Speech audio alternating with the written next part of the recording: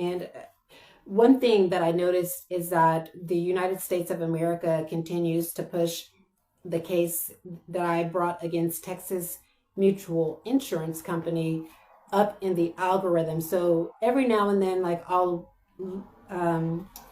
do a search for my name and to look to see like what information is put online. And one thing that I've noticed is that that the United States of America, these intelligence agencies, one thing that they'll do is either push that case with Texas Mutual Insurance Company. And keep in mind that this case is a very old case.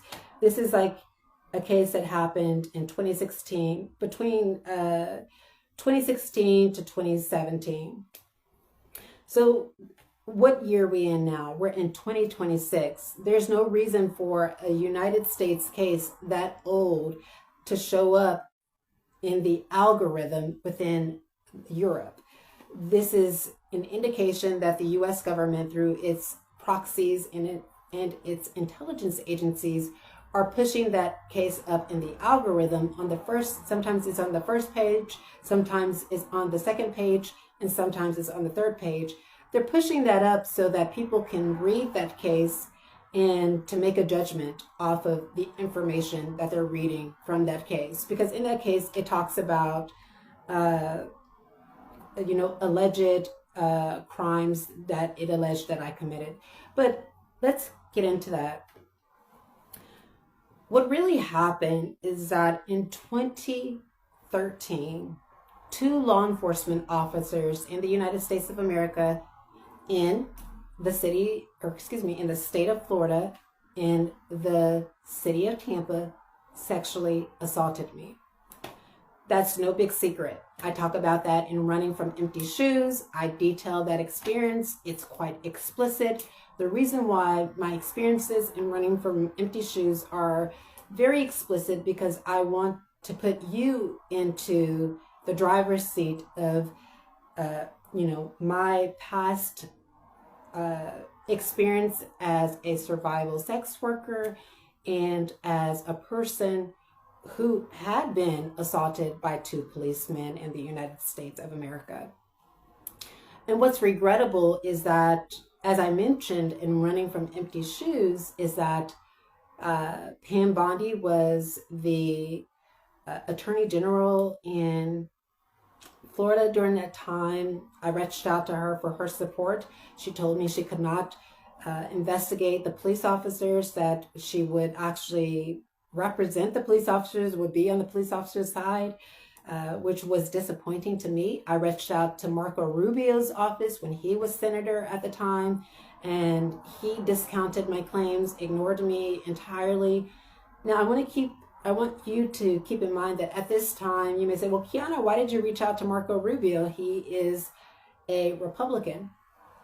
Well, at this time, I wasn't into politics, right? I was just a victim that was assaulted and was reaching out to everybody that I could, right? That I felt could assist me or could advocate for me or that could bring the perpetrators to justice.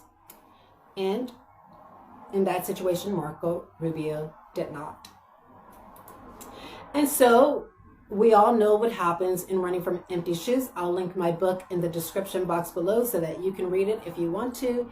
Is that the state brought a lot of charges against me to silence my voice about my victimization in 2013 and tried to make me out to be the patsy by making it appear as if I was engaged in criminality, which was false. And you can read my book so that you can understand more about what I went through during that period of time.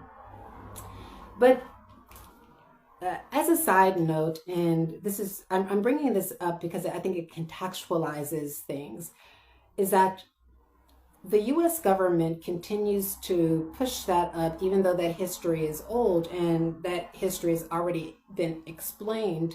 It continues to push that up in the algorithm because they know that solicitors in Belfast And human rights organizations, what they're going to do is that they're going to take a mental shortcut. They're not going to read Running from Empty Shoes. They are not going to ask me about the information that they're reading online. They're just going to look at that information and make a split-second decision about who they think I am.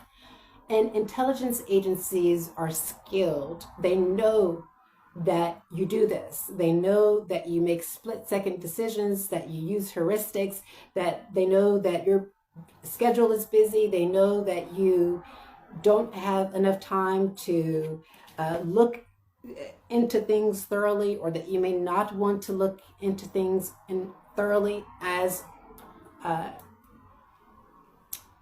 believe his name is Andrew Bustamante argues. We are in an intelligence age, no longer in an information age, and now is really just the time to really kind of evaluate the information that is being put before us and being able to decipher it. And people are still stuck in an information age where they're using heuristics, and once something is put in front of them, they are making a split-second decision, not looking at it any further.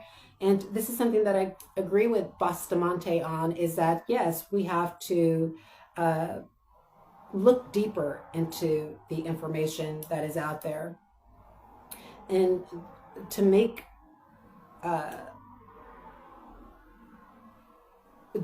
informed decisions and intelligent decisions about the information that we see. And I will link that video in the description box below as well. So I think I watched after I saw Bustamante here in Belfast. He ran past me. As I mentioned, he ran past me, and I ran after him, and I was like, hey, I've seen you on YouTube. I've seen you on Facebook. You're Andrew Bustamante, right? You're this ex-CIA agent. And I explain how, and I'll link those in the description box below, where I speak to him very briefly, and he told me that he was here on vacation and that he was having a couple drinks with friends. And I did ask to meet with him because I wanted to pick his brain about transnational repression, but he alleged that he was on a holiday, and I can see that he felt a little uncomfortable with talking to someone, especially like me, that he didn't know, so I didn't push it. And so after that encounter with Bustamante, I decided to continue to, every now and then look at some of his videos, and that was about information age versus intelligence age. I found that to be quite interesting. So I will link that video in the description box below, and you can listen to it and watch it if you want to. So let's go back to ethnocentrism. Evaluating other cultures based on one's own cultural standards. So possibly a cultural standard would be, criminality is wrong. Engaging in crimes is wrong. And I would agree, criminality is wrong. But we need to look at structures that are in place, and structures would illuminate our understanding of how society can put people in positions to where they are arrested, or put people into positions to where they are looked at as criminals. So in my situation, going back to my situation in Running from Empty Shoes in 2013, I was a victim of a heinous crime, and because I had no power and didn't have anyone advocating on my behalf, I had the police for a very powerful police force, the Tampa Police Department, who created a narrative that really continues to impact me to this very day, where people judge me off of the information that they read online by believing that I have somehow engaged in criminality and engaged in all these crimes, when really it was the opposite. It was my trying to get my car out of impound. I went to the police for their protection and their assistance, and they victimized me in that particular situation. And so, again, structural racism, right? The broader historical, political, and social context of a system. Well, it could very well be that Darren is looking at that information. The Northern Ireland Human Rights Commission is looking at that information, that Texas Mutual Insurance Company case, and they're making a decision off of that case, along with the information that's being funneled to them by intelligence agencies, not to represent me. And what does this do? This re-victimizes me, and it allows the illegal and unlawful behavior to continue.